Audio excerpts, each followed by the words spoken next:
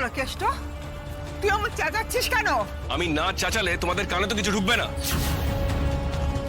হ্যাঁ, কি হচ্ছেটা কি? মোচ্ছব হচ্ছে এখন? কি এই বাড়িতে মোচ্ছব হওয়ার সময়? আরে বাবা, বাচ্চারা একটু নাচ গান করছে, তারপরে সব সময় তোর মেজাজ দেখালে চলবে?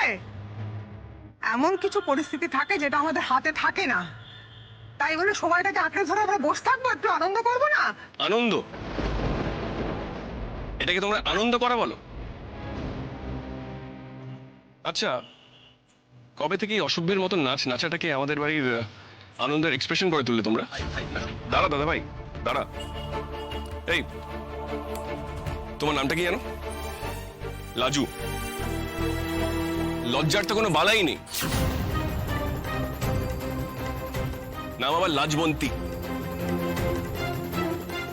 শোনো, তোমাকে এই বাড়িতে থাকতে দিয়েছি, খেতে দিয়েছি, পড়তে দিয়েছি।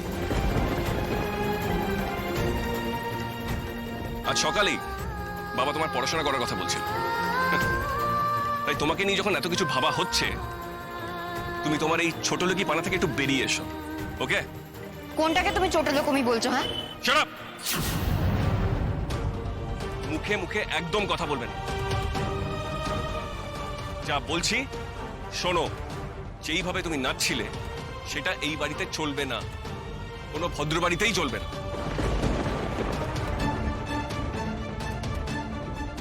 এই কৃষ্ণ, এটা তো আমরা বলেছি করতে।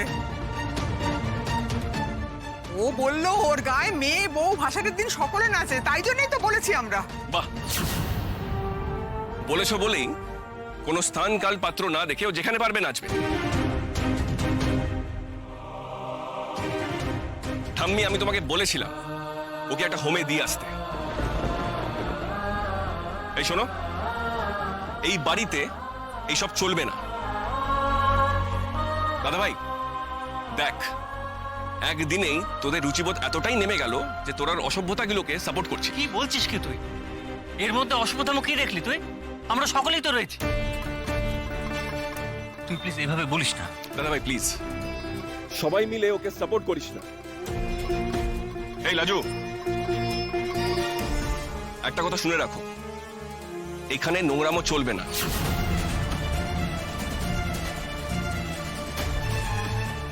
তোমাকে যদি এইসব নাচ নাচতে হয় তাহলে এই বাড়ি থেকে বেরিয়ে গিয়ে নাচো।